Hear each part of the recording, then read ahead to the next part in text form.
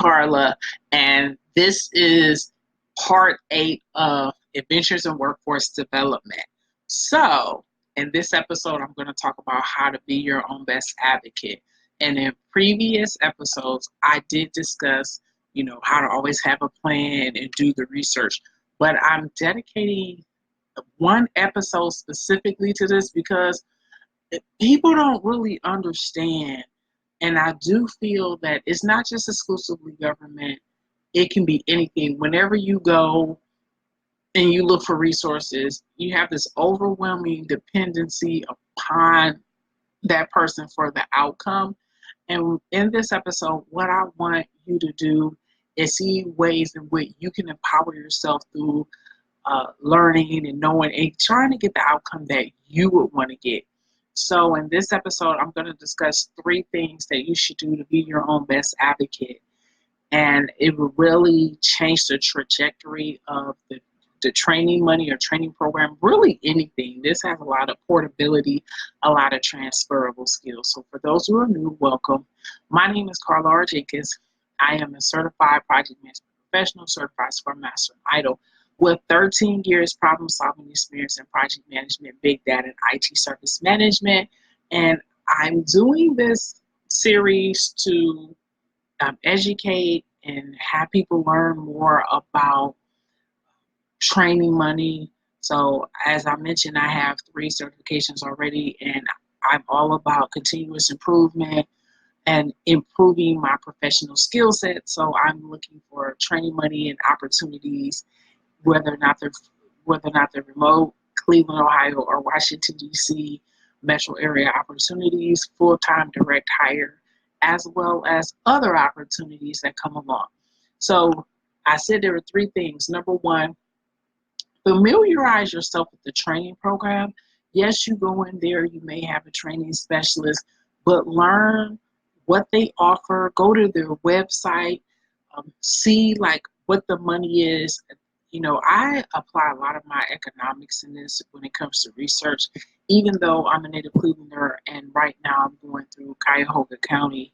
I am still, researching it, like how did it go from the Department of Labor or whatever the source is down from the federal to the state to the county, which would be the local level. And just doing that level of drill down helps you familiarize yourself with the words that they use, because language is very important. And then also empowers you so you can know, contact people, and you just would have a better understanding of the program.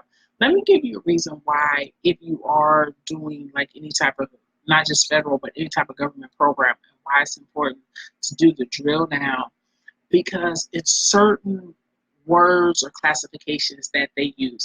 So in a previous episode, when I was talking about completing my individual plan for employment, I actually did something with O.net, and that's the U.S. Department of Labor occupational categories, and they call them occupational classifications, which is a federal term for job categories and job families.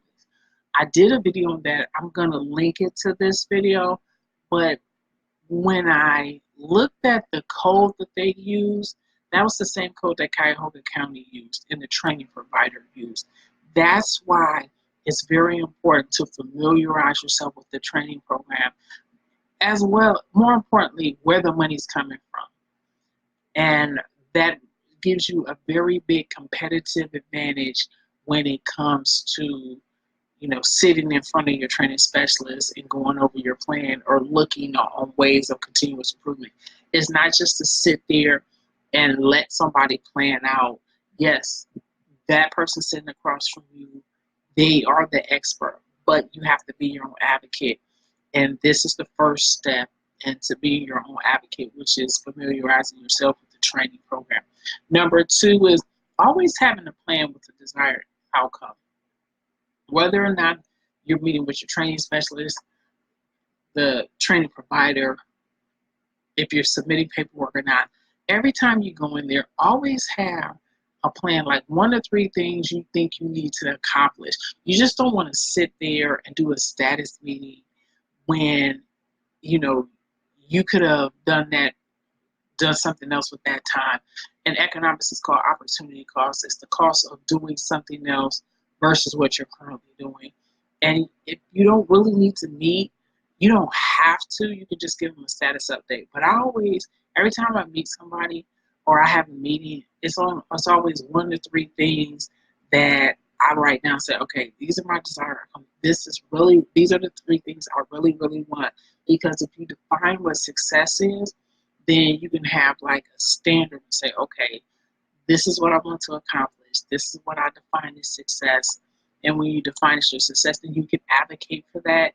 And you can also communicate that to your training specialist or anybody you do meet, whether or not it's with a government training program or private sector. Like I mentioned, this episode about being your best advocate is very portable. It's transferable to so many things.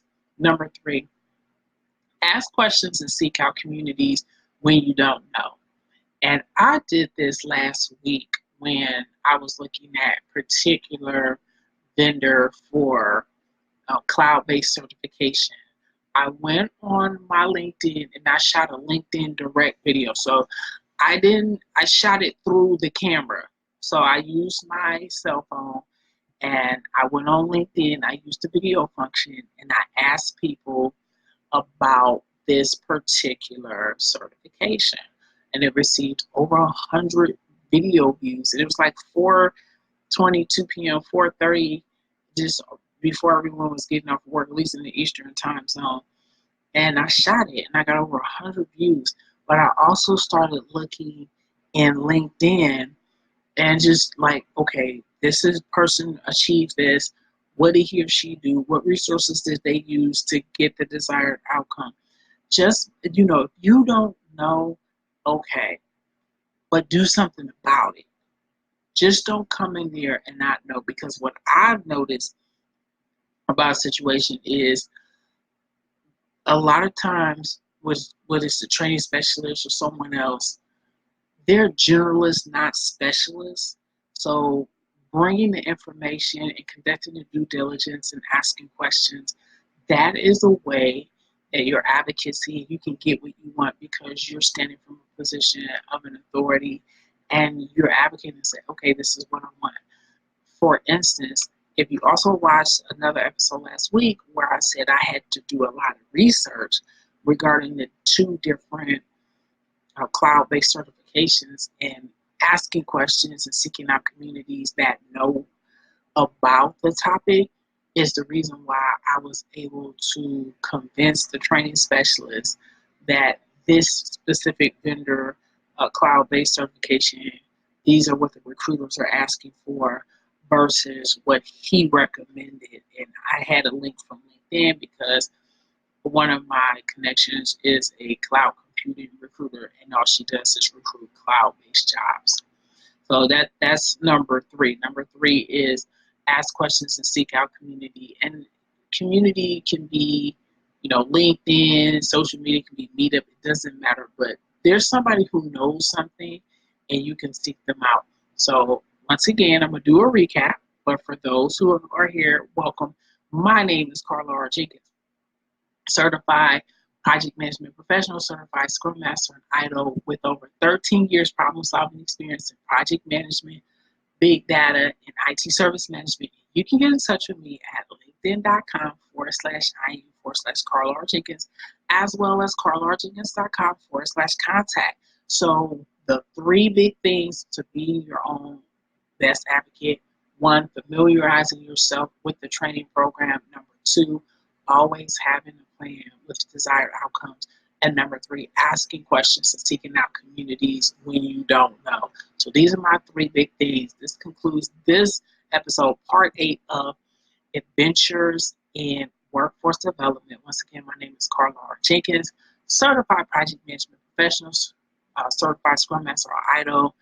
And you can get in touch with me at linkedin.com/IM/Carla R. Jenkins, as well as carlarjenkins.com/contact. So thank you very much.